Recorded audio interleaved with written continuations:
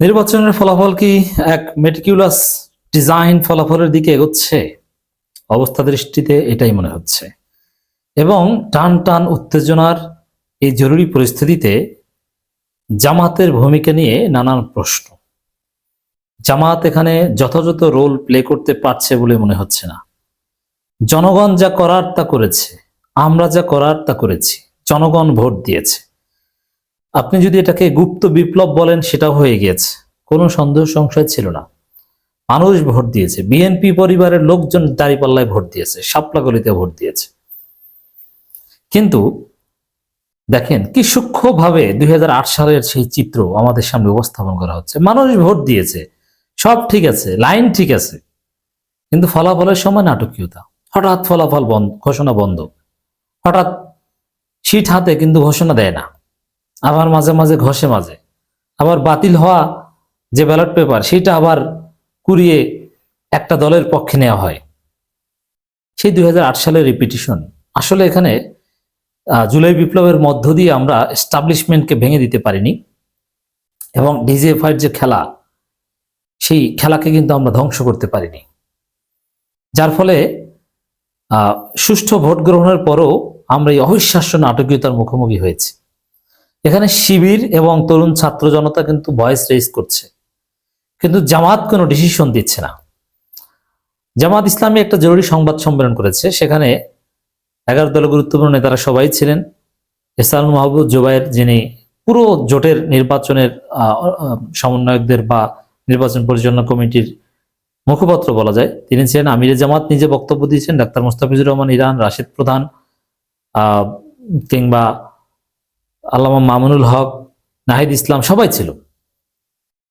নাহিদ ইসলাম জোরালো ভূমিকার কথা ফেসবুকে বললেও সংবাদ সম্মেলনে স্পষ্ট কোনো কথা বলতে পারেনি। আমির জামাত তিনি যেটা বলেছেন যে আসলে কি হচ্ছে, ইঁদুর বিড়াল খেলা, হঠাৎ বন্ধ, আবার এটা কেন।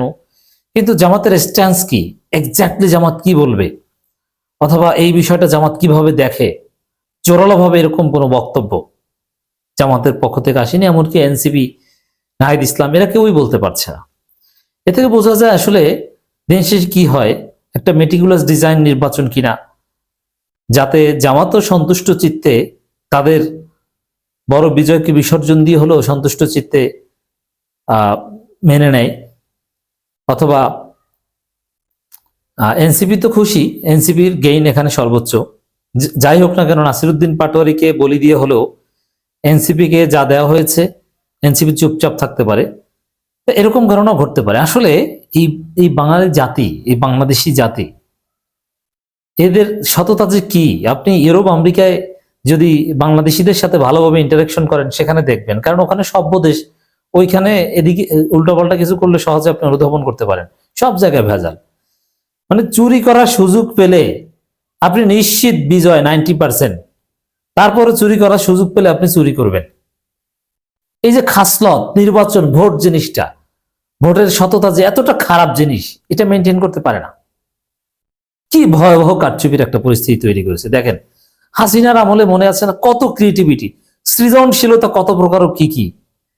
2014 সালে ধানাই ফানাই করে, লাশের উপর ভিত্তি করে, কিভাবে এরশাদকে হসপিটালে ভর্তি করিয়ে, এরশাদ বলছে আমি নির্বাচন করছি না, আওয়ামী লীগ বলছে তুই নির্বাচন করছো, এরশাদ বলছে আমি নির্বাচন থেকে সরে দাঁড়িয়েছি, বলছে না তুই সরে দাঁড়াও না, এরশাদকে জিতিয়ে ভোটে হসপিটাল থেকে এনে জোর করে শপথ পরিয়ে সংসদে নিয়েছে।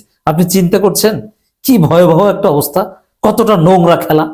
8 সালের খেলার কথা বাদেই দিলাম, 18 সালে হঠাৎ করে রাতে ভোট, 24 সালে রাতে ভোট না, আর এক খেলা। কত সৃজনশীলতা ভোট কারচুপি নিয়ে। এখন আবার আমরা দেখছি আর এক সৃজনশীলতা। সবকিছু ঠিক, আমাদেরকে আশা দেখানো হয়েছে, এবং হিসাব নিকাশ, দিনভর অত্যন্ত সুন্দর নির্বাচন, আনন্দমুখর উৎসব মুখর পরিবেশে মানুষ ভোট দিয়েছে, শেষে ফলাফলে সূক্ষ্ম ইঞ্জিনিয়ারিং। কিছু এমনকি বিএনপিও কিন্তু এই ইঞ্জিনিয়ারিং কথা বলছে, কিন্তু ইঞ্জিনিয়ারিং কথা বললেও তাদের ভাগে বেশি বললে তো আর তারা এই থিওরিতে ইস্তেকামাত থাকবে না। মির্জা আব্বাস, আসলে টাকা এমন একটা জিনিস, টাকার কুমির, টাকা দিয়ে বিভিন্ন DC, SP, UNO, presiding officer কেনা কোনো ব্যাপার না, এরকম কিনছে, কত টাকা লাগবে, কয়শো কোটি টাকা লাগবে, তো আমাকে জিতাতে হবে। এই জন্য মির্জা আব্বাসের আসলে হঠাৎ ভোট গণনা বন্ধ। নাসিরউদ্দিন পাটোয়ারির এইখানে ব্যর্থ। এনসিপি হয়তো পাটোয়ারিকে বিসর্জন দিতে পারে যে বাবারা আমরা যা পেয়েছি পেয়েছি, নাসির তুমি বসে থাকো। তো দর্শক দেখেন, ঢাকা 17-তে ফলাফল আসার কয়েক ঘন্টা আগে তারেক রহমানকে বিজয়ী ঘোষণা করা হয়েছে, অথচ ফলাফল ঘোষণা করে 1.5 ঘন্টা পরের খবর হচ্ছে 103 কেন্দ্রের ফলাফল অনুযায়ী তারেক রহমান এবং দাঁড়িপাল্লার প্রার্থীর ভোটের ব্যবধান মাত্র 6000, আর সেখানে বিপুল ভোটে জিতিয়ে দেওয়া হচ্ছে। 8 সালের নির্বাচনের মতো নিশ্চিত কারচুপি করে বিএনপি চেয়ারপারসনকে ঢাকা 17-তে বিজয়ী করা হয়েছে। তিনি এখানে হেরে গেছেন। এই বিজয় মিথ্যা বিজয়। 8 সালে আরেক নাটক মঞ্চস্থ।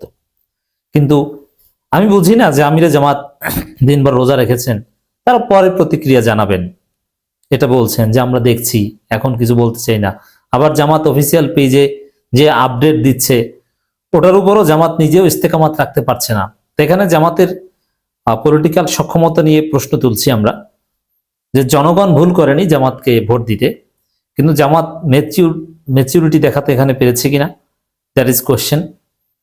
তা আমিরে জামাত সংবাদ সম্মেলনে যা বলেছে, ওই সংবাদ সম্মেলন করা দরকার ছিল, ওটাতে ফেসবুকে পোস্ট দিয়ে দিলে হতো। কিছুই তো বলেন যে না আমরা এখন কিছু বলতে চাই না, আমরা দেখছি, আমরা খেয়াল করছি, আমরা পরে বলবো বসে। না, এইসব বিষয় পরে হয় না। ফলাফল হয়ে গেলে, কারচুপি হয়ে গেলে আপনি তেমন কিছুই করতে পারবেন না। আপনি বলতে পারবেন এটা হয়েছে, আপনি বাতিল করাতে পারবেন না। এই যে বললাম যে কারচুপি এটা একটা আর্ট, কত সুন্দর আর্ট দেখেছেন। 14 সালে একভাবে, 8 সালে একভাবে, 14 সালে একভাবে, এরপরে 18 সালে একভাবে, 24 সালে আরেকভাবে, 26 সালে আরেকভাবে, পুরো স্বপ্ন দেখিয়ে। মানে এই রাজনীতি, এই নির্বাচন, এই বাংলাদেশ, এই জাতি, এরা কি গণতন্ত্রের যোগ্য? কি চলছে এগুলো? টাকার খেলা। মির্জা আব্বাস কি করেছেন? পুরোপুরি টাকার খেলা। টাকা দিয়ে তিনি কার্যত জিতে আসছেন, এবং এস এম খালেদুজ্জামানকে জাস্ট তারেক রহমানের কারণে হারিয়ে দেওয়া হয়েছে, নিশ্চিত বিজয়। এখানে শিবির রেডি ছিল যে না, এর দফা করতে হবে, কিন্তু জামাত চুপচাপ। আরেক খালেদুজ্জামান পোস্ট দিয়েছেন 2008, মির্জা আব্বাসকে বিজয়ী ঘোষণার চেষ্টা চলছে, ষড়যন্ত্র চলছে, আসিফ মাহমুদ স্পষ্ট করে বলেছেন। তো এরকম ষড়যন্ত্র আমরা বিভিন্ন জায়গায় একের পর এক দেখছি, কিন্তু জামাত কার্যকর কোনো ব্যবস্থা নিতে পারেনি। তাহলে আমরা, এবং আমিরে জামাত বলেছেন যে ভবিষ্যতের জন্য যেন এরকম না হয়। মানে এবারটা কি মেনে নিয়েছেন? এবার কি আসলে শেষ পর্যন্ত মেটিকুলাস ডিজাইন একটা ফলাফল আমরা দেখব, যে ফলাফলের জনগণের রায়কে ডাকসুতেও চেষ্টা করা হয়েছিল, কিন্তু ডাকসুতে পারেনি, কারণ সেখানে তো নেতৃত্ব ছিল শিবির। এই নির্বাচন পরিচালনাটা শিবিরের হাতে দিয়ে দিত, শিবির বুঝিয়ে দিত।